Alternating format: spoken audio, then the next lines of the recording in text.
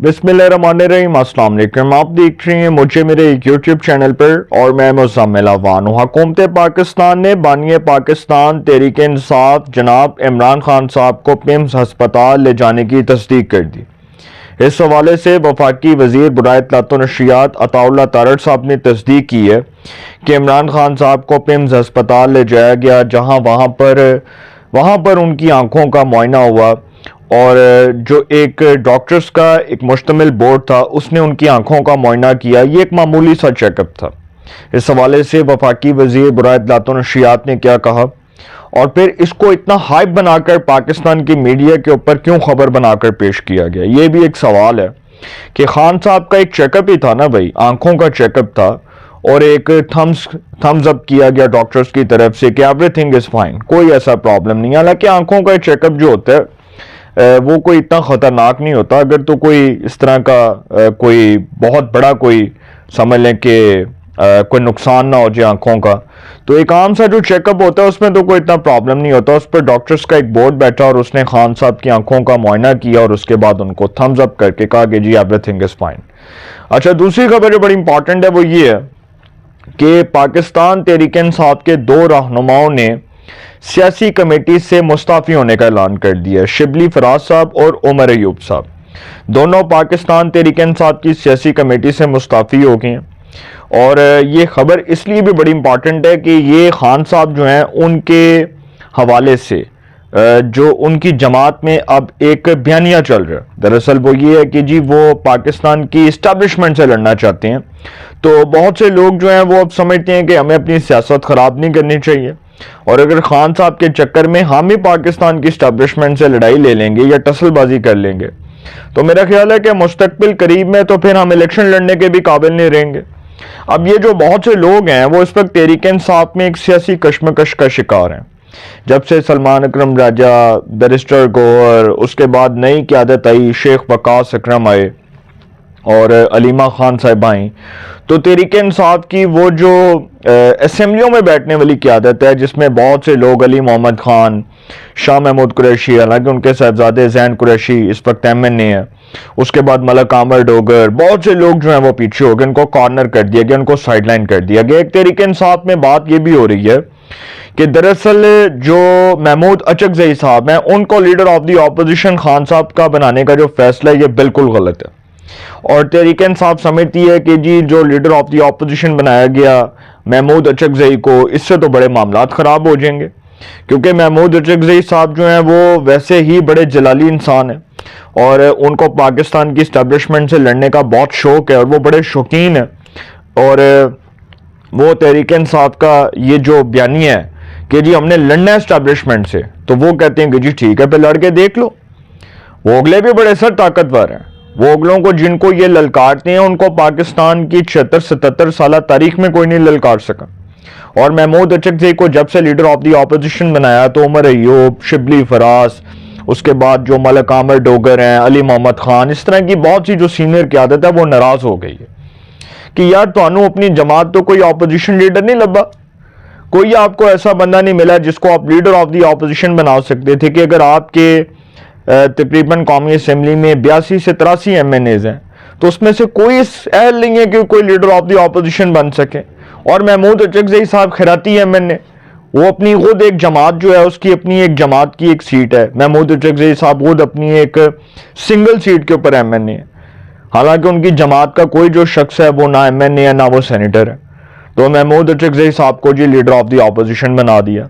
और फिर एक और बात का बहुत माइंड किया गया शिबली फराज साहब की तरफ से कि जो लीडर ऑफ द ऑपोजिशन बनाया गया सेनेट में वो अलामा राजा नासिर अब्बास, उसका भी तहरीक इंसाफ से कोई ताल्लुक नहीं है, कोई ताल्लुक नहीं है उस शख्स का तहरीक इंसाफ से। खैराती तौर पे सेनेटर बना दिया और खैराती तौर पे जो है लीडर ऑफ द ऑपोजिशन बना दिया। भाई ये लोग तो जो तहरीक इंसाफ में लोग बात करते हैं कि जी हमें इस्टेब्लिशमेंट से बात करनी चाहिए, ये लोग तो उनके नैरेटिव को भी नुकसान पहुंचा रहे हैं। और अब जो तहरीक इंसाफ में फौज मुखालिफ सोच रखने वाले जो लोग हैं वो आगे आ गए हैं और जो फौज के साथ लड़ाई ना लेने वाली जो सोच के लोग हैं उनको साइडलाइन कर दिया गया, उनको कॉर्नर कर दिया गया।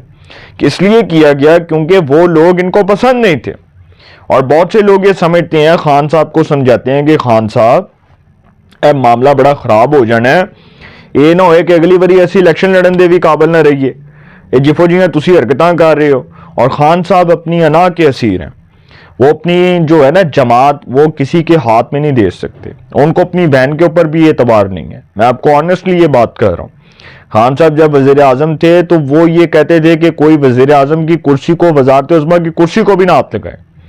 मतलब वो इतने अना के असीर हैं कि वो ये कभी भी नहीं चाहेंगे कि माइनस इमरान होने के बाद शाह महमूद कुरैशी चेयरमैन बने, हलीमा खान चेयरमैन बने, बैरिस्टर गौहर जो है वो उसके हाथ में पार्टी की क़यादत सौंप दी जाए हमेशा के लिए। हालांकि अभी तो वो खैराती तौर पर है ना चेयरमैन पाकिस्तान तहरीक इंसाफ, कोई उनकी क्रेडिबिलिटी नहीं है। सलमान अकरम राजा साहब का कोई जो है वो उनकी मॉरल क्रेडिबिलिटी नहीं है, कोई उनको तहरीक इंसाफ में सेक्रेटरी जनरल कबूल करने के लिए तैयार नहीं है।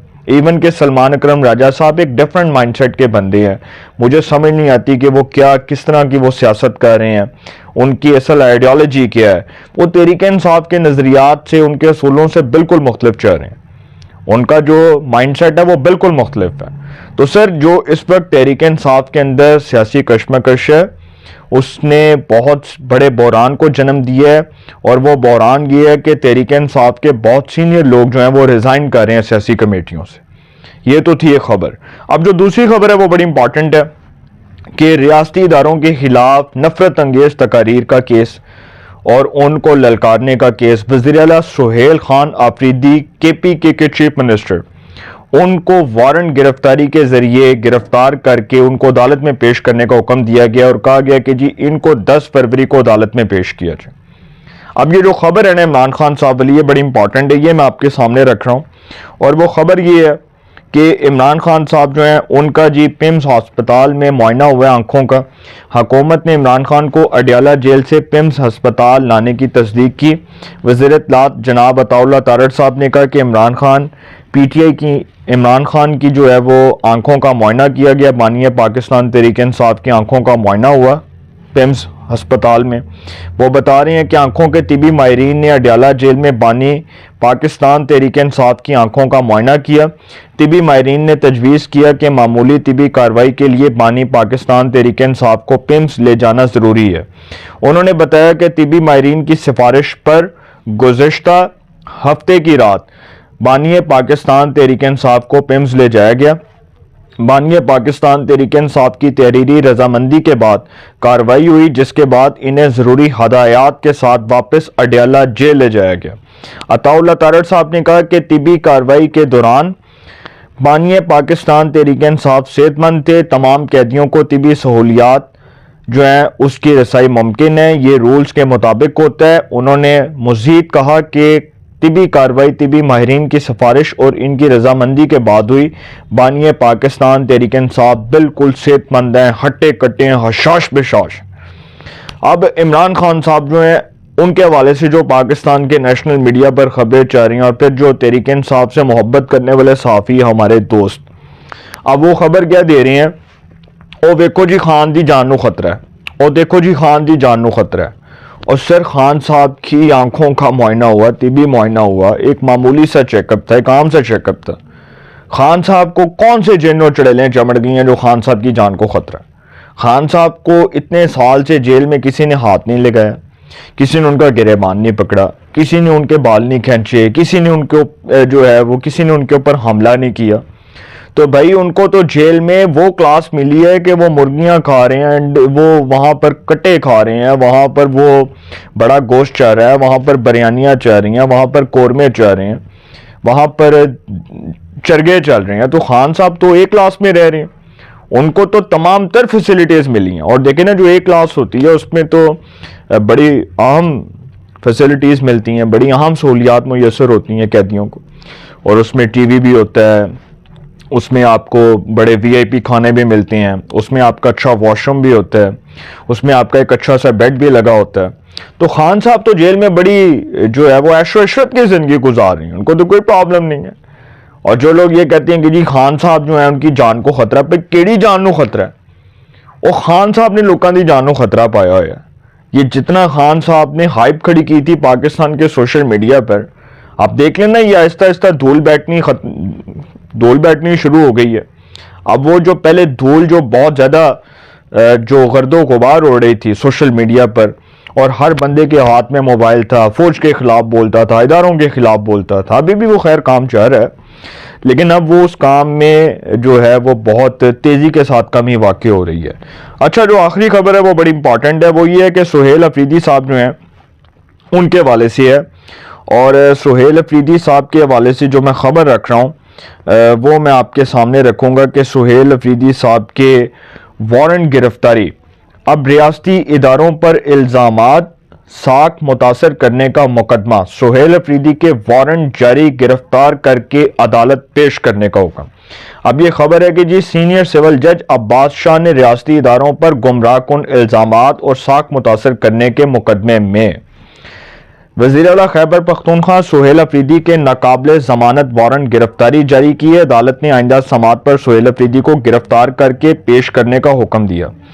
گزشتہ روز سینئر سول جج عباس شاہ نے سہیل افریدی کے خلاف درج مقدمے کی سماعت کی تو سہیل افریدی عدالت میں پیش نہیں ہوئے، جس پر عدالت نے سہیل افریدی کے ناقابل ضمانت وارنٹ گرفتاری جاری کر کے انہیں گرفتار کر کے 10 فروری کو عدالت میں پیش کرنے کا حکم جاری کر دیا۔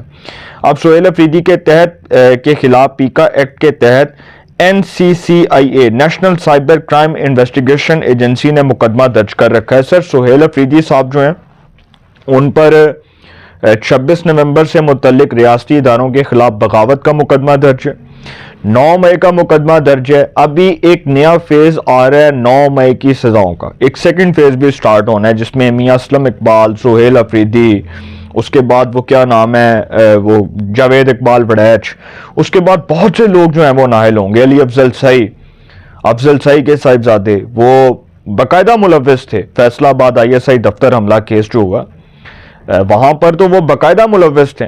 تو سر ابھی بہت سے لوگ جو ہیں ان کی دم کڑکی میں آنی ہے، اور وہ ہے نا کہ آج میں ہوں زد میں تو کوئی خوش گما نہ ہو، آج میں ہوں زد میں تو کوئی خوش گما نہ ہو، چراغ سب کے بجھیں گے، ہوا کسی کی نہیں۔ اپنی رائے کے کمنٹس میں ضرور اظہار کیجئے گا۔